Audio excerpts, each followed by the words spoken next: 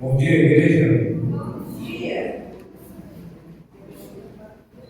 Nós estamos falando sobre as ressurreições. O Isaac vai colocar aí o slide.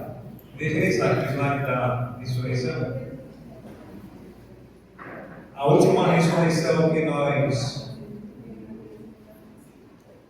estudamos foi na ordem do Novo Testamento. O filho da viúva de Naim.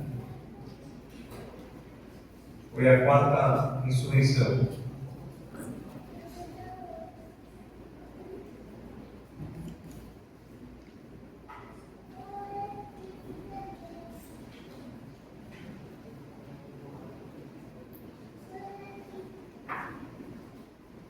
Vamos ler a passagem, Lucas, capítulo 7. Lucas, capítulo 7.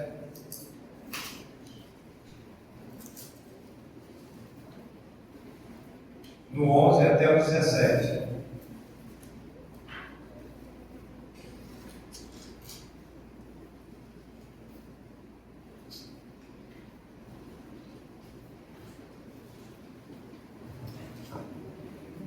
Lucas, capítulo 7, do 11 ao 17. Diz assim a palavra de Deus. Em dia subsequente, dirigia-se Jesus a uma cidade chamada Naim.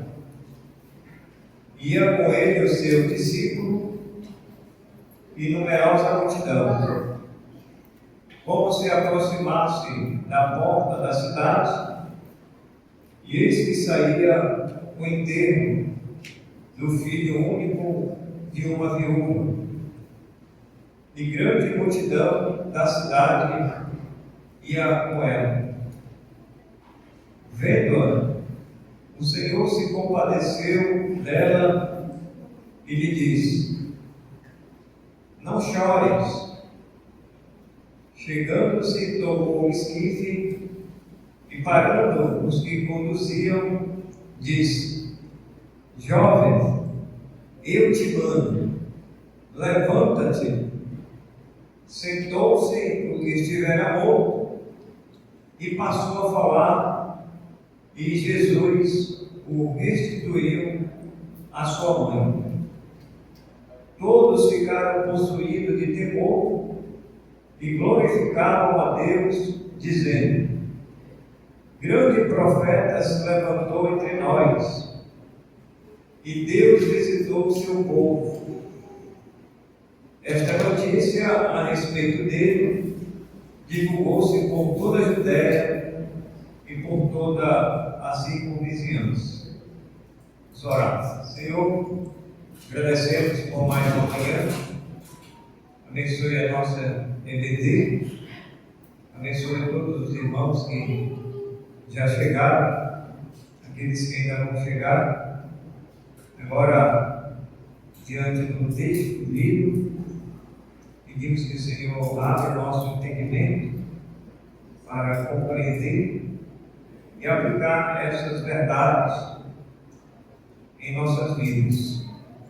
Obrigado pela tão grande salvação. O Senhor seja dado a honra, a glória e o poder, hoje e para sempre, em nome de Jesus que nós oramos. Amém. Irmãos, pela ordem que nós estamos estudando, relembrar os irmãos, nós estamos falando aí sobre as 10 ressurreições que são registradas na Bíblia. Nós temos 10 ressurreições, elas estão divididas nos dois livros, que é o Antigo Testamento e o Novo Testamento. No Antigo Testamento nós temos o registro de 3 ressurreições. E no Novo Testamento nós temos das 7 ressurreições. Correto? Então vamos lembrar, os irmãos não esquecer a ordem das ressurreições. Quem faltou domingo passado aqui, que não estava na igreja? Irmã Naná, irmã Maria Lúcia. Então uma vai ajudar a outra. Qual foi a primeira ressurreição que nós estudamos? Não lembra? Não, é só para nós dois, hein? É dois que faltaram a escola, tá bom? Depois vai cantar aquele hino lá, né? É a nossa escola. Professor faz a técnica. Eu ainda disse, eu não sei não. Não sei não. O professor vai explicar. Eu vou explicar, eu tenho que explicar. A primeira ressurreição, uma pista aí para vocês dois. Acontece, a Carol também vai entrar, porque acho que ela faltou também. A Carolzinha vai entrar. Ajuda elas aí, Carol. Primeira ressurreição. Lembra? No Antigo Testamento, vou dar uma pista aí para vocês três. Aconteceu com Elias, profeta Elias. Lembrou? Não? Qual é o nome da ressurreição? Foi com quem? Elias, já teve a pista já. Ei, vai só para não. Eu estou vendo. A primeira ressurreição foi que morreu o azeite. Como é o nome dela? Nome? Tem nome não? Não tem nome isso. Não tem nome. Sério. É o filho da viúva. E aí nós temos essa primeira ressurreição. Isso. De Serepta. Nós temos ali aquele primeiro registro. Vamos para a segunda. A segunda ressurreição. Segunda ressurreição, Carol. Agora, ficou mais fácil. Ficou mais difícil. A segunda ressurreição aqui. Quem faltou aqui? Vera. Anotou aí, Vera? Anotou a segunda ressurreição? Quem foi? Eliseu.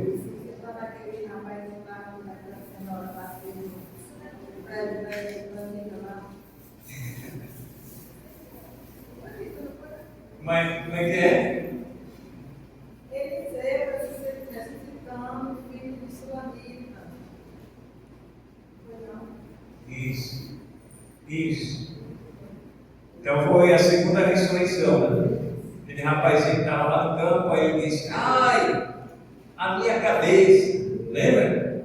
Lembraram lá? Ai, a minha cabeça. Ele falou para o pai dele. Aí o pai dele mandou o servo levar lá para a mãe. A mãe colocou no colo e o menino morreu. Acho que ele deu a dor de cabeça muito forte, deu um AVC dele. Só imagina, né? A cabeça, né? Imagina que é um AVC, né? Fulminante. Deu lá, no colo e morreu. Eliseu vai ressuscitar. Agora a terceira, essa é com Natan. A terceira ressurreição, Natan. Não tinha que esquecer mais. Foi.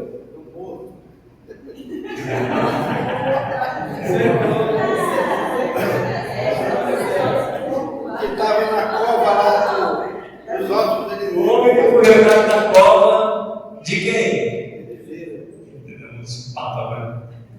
De Eliseu, né? Então os irmãos viram lá que essa foi a terceira ressurreição.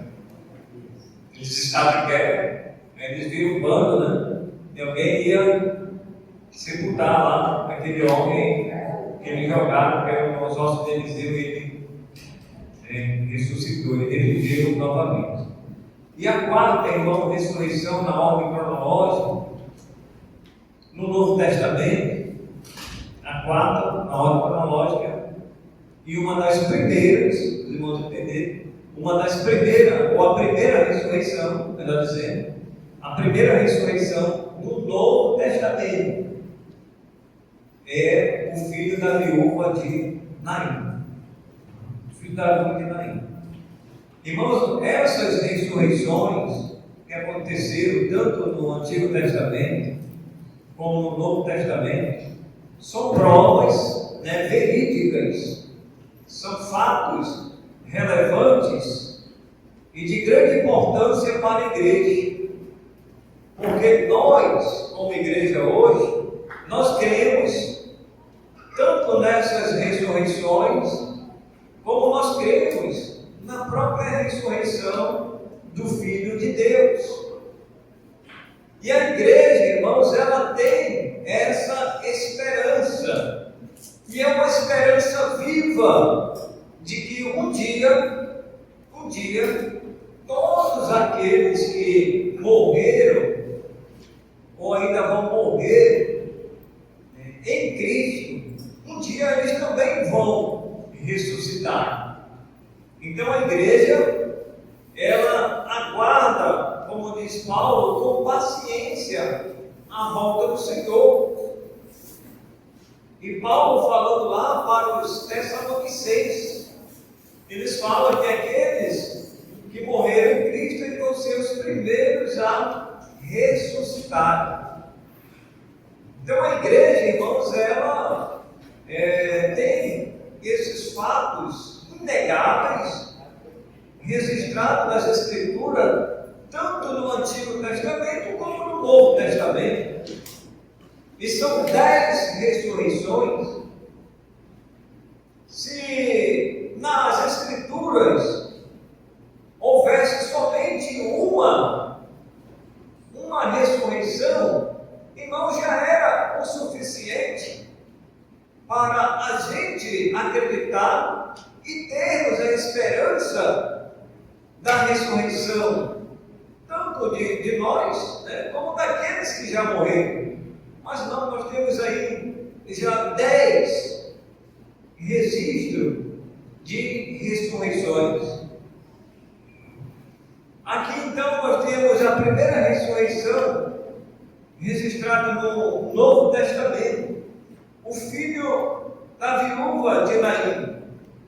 Aqui nós temos os personagens dessa história, que é Jesus, as multidões, os discípulos e a viúva de Naim, o seu filho que estava morto, e aquele cortejo, aquela população daquela cidade que iam já sepultar aquele filho daquela viúva. Ela já tinha perdido o seu esposo, agora ela perde o seu único filho, e ela ainda viúva. Ela teria que trabalhar para se autossustentar. A ordem, nós temos falado que a ordem geralmente é o inverso, geralmente o filho ou os filhos que sepultam seus pais, e hoje nós estamos vendo essa ordem ainda inversa acontecendo por causa da violência. Quantos adolescentes, jovens, já foram sepultados pelos seus pais, porque perderam seus filhos para esse mundo, que é cruel, que está aí. Então nós temos aí essa imagem. Jesus chega com ela, estão levando o filho dela para ser sepultado, e disse: não chores. Quando a gente vai para um velório, para um culto fúnebre, talvez o irmão, a irmã, ou aquela pessoa com quem a gente vai conversar, está chorando. E a gente não pode dizer para ela ou para ele, dizendo assim: não chores. Por que a gente não pode dizer? Porque a gente não tem o poder que o Filho de Deus tem naquele exato momento para dar uma solução. Quando Jesus disse para ela: não chores, porque Jesus ia dar uma solução para que aquele choro ele pudesse de fato agora estancar, parar naquele momento. E a viúva já estava derramando as últimas lágrimas, provavelmente, já havia chorado bastante. Qual é a mãe que não chora pela perda dos seus filhos? Né?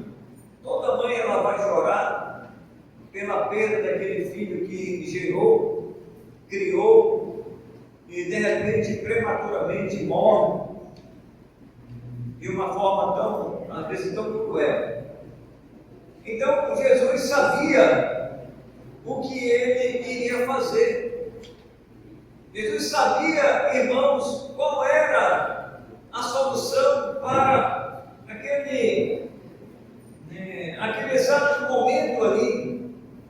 Era restituir o filho daquela viúva. A próxima imagem. Aí, ó, a próxima imagem. Então eles estão indo agora se dirigindo para sepultar esse menino, né, ou esse jovem, talvez, a Bíblia não diz a idade, tinha 14, 15, 18, 20 anos, mas diz que era um jovem, provavelmente os seus 18 anos a 20 anos. E Jesus está entrando na cidade, aqui embaixo da outra imagem, juntamente com os discípulos e numerosas multidões que estão acompanhando agora Jesus no seu ministério. Jesus está no auge do seu ministério. Ele está caminhando de cidade em cidade. Ele fica ali entre a Galileia, a Judéia, Samaria. Ele está no desenvolvimento do seu ministério. E ele se depara com essa cena, com essa situação. E Jesus disse que eles saíram para enterrar o filho único de uma viúva. E essa multidão vinha atrás, a mãe vinha chorando, provavelmente outras pessoas vinham chorando atrás. E aí, na próxima cena, aí no versículo 14, diz assim: chegando-se, Jesus disse para ela no 13, não chores. Jesus ele se compadeceu dela e disse: não chore. Se compadecer, irmão, significa sentir o que a outra pessoa está sentindo. É se condoer, é colocar-se na mesma situação, na mesma proporção que a outra pessoa está sentindo. Por isso que diz aqui que o Senhor se compadeceu, ou seja, as suas entranhas, os seus sentimentos, o seu coração, a sua mente, tudo o que ela estava sentindo, Jesus sentiu. E por isso que ele diz que ele se compadeceu. Diz: chegando-se, tocou o esquife. O que é o esquife ali? Ele tocou lá no esquife. Para nós é o caixão. Naquele tempo era assim, era quadrado, não tinha muito conforto não, como tem muitos hoje, né? Pessoas compram um caixão caríssimo, né? Eu quero ver todo acolchoado, quero bonitinho com isso e aquilo. Mas caixão não salva ninguém, né? Caixão não salva ninguém. Pode ter a boniteza que tiver, pode botar na frente, pode botar cheio de, como é que se diz aquilo? A pessoa com grinalda, né? Grinalda, né? Flores e tal, aí enfeita tudo lá. Irmão, isso aí não salva ninguém não. Isso é só enfeite. E outra coisa, isso aí é só consumismo. Se eu morrer um dia, irmãos, eu não quero isso aí não, viu? Não precisa não. A família deseja, não sei o quê, aí põe aquelas flores lá, o fulano que já morreu, nem sabe que tem, ele já foi mesmo. Ele já foi para o saco, eu já estou na glória. para enfeitar um monte de coisa aqui. Não, o pessoal quer chamar simplesmente. Sepultando já está bom demais. Não precisa de enfeite, não. Isso aí não tinha nada. Ah lá, só o esquife. Não teve aquele cerimonial, coisa, música, né? Não teve café popular, não teve nada disso, não. Nem mingau, nem sopa, não teve isso aí, não. Então, aí, ó, ele chegou lá e o jovem morreu. Ele está morto. E Jesus disse: chegou, tocou o esquife. E parando os que conduziam, disse: jovem, eu te mando, levanta-te. Próxima imagem. Olha aí, irmão. Levanta-se. E ele se levantou. E ele ficou, irmãos, ali, sentado.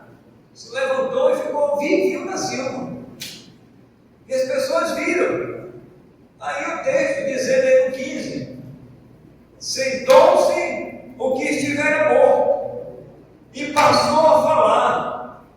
E Jesus o restituiu à sua mãe.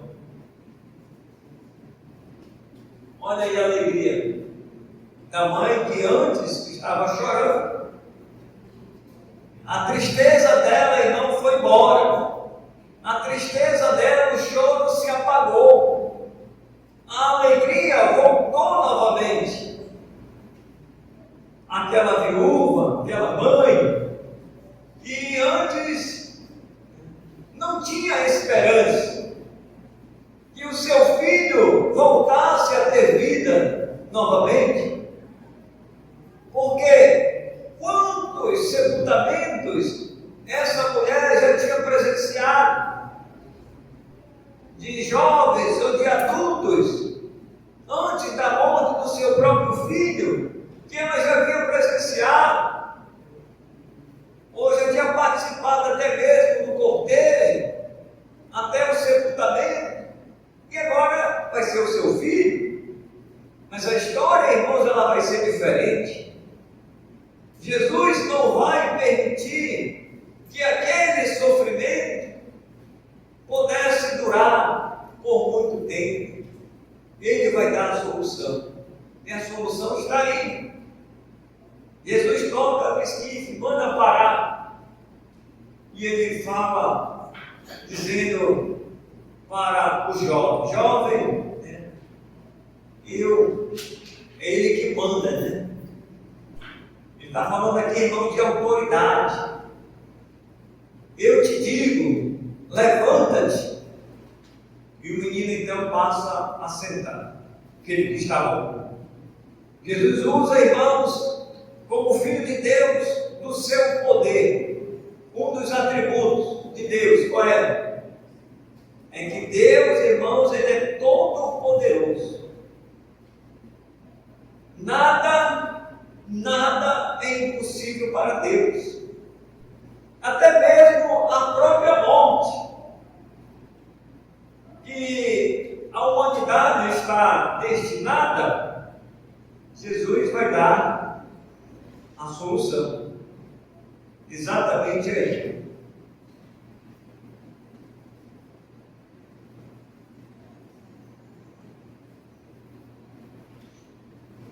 Então sentou-se que estivera morto e passou a falar, e Jesus o restituiu à sua mãe.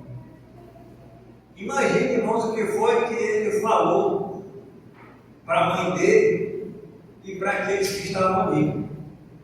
Já dentro do caixão, ele olhou para um lado, olhou para o outro: o que eu faço aqui dentro desse caixote?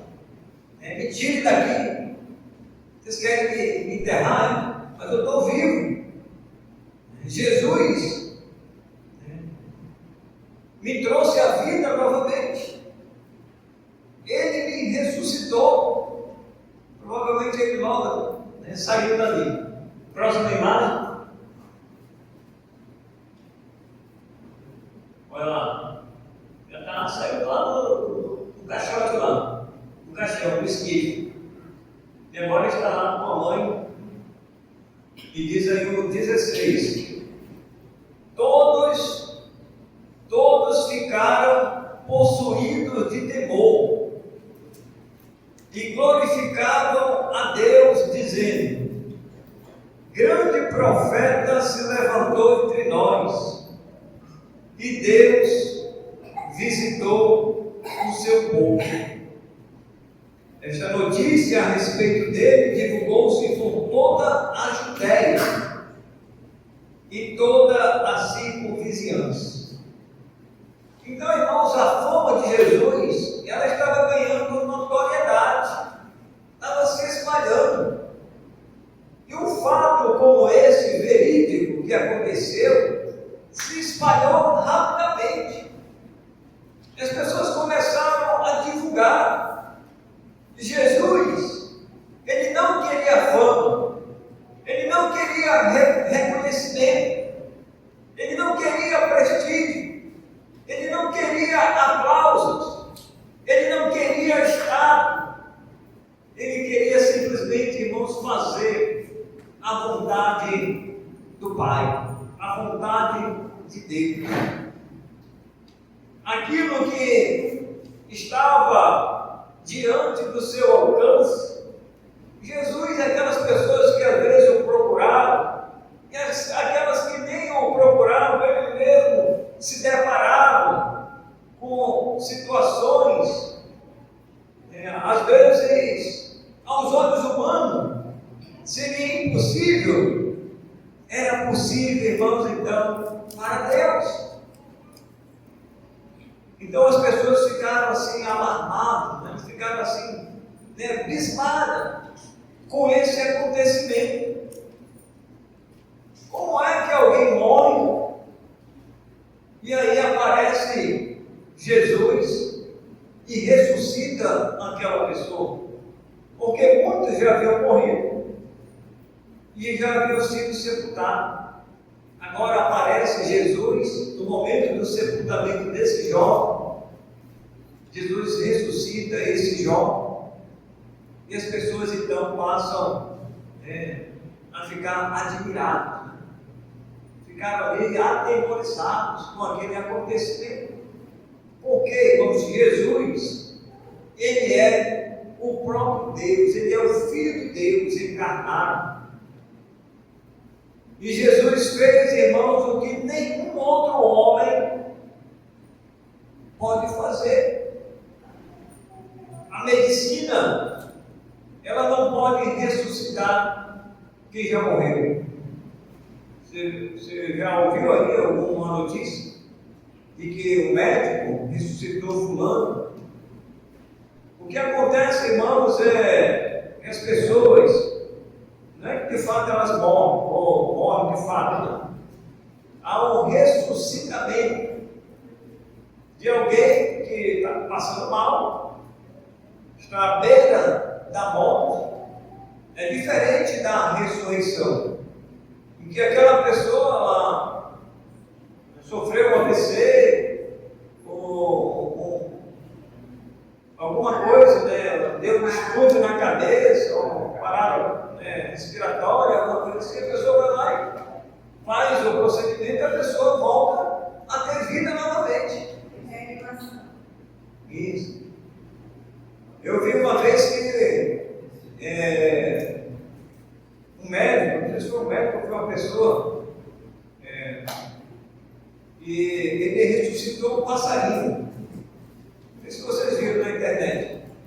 O passarinho ia bater o paletó, o passarinho virou assim. Aí ele chegou lá e fez a massagem cardíaca com o coração do passarinho. Mexeu lá, mexeu no passarinho, apertou aqui no tempo. Aí o passarinho voltou de novo. Voltou a ter vida novamente. O passarinho bateu as asas, foi embora. É para quem te quer. Mas o passarinho nem ia morrer se ninguém fizesse aquele batimentozinho lá, a pressão no coração. Irmãos, só Deus é que pode ressuscitar de fato quem morreu. E aí nós temos a prova.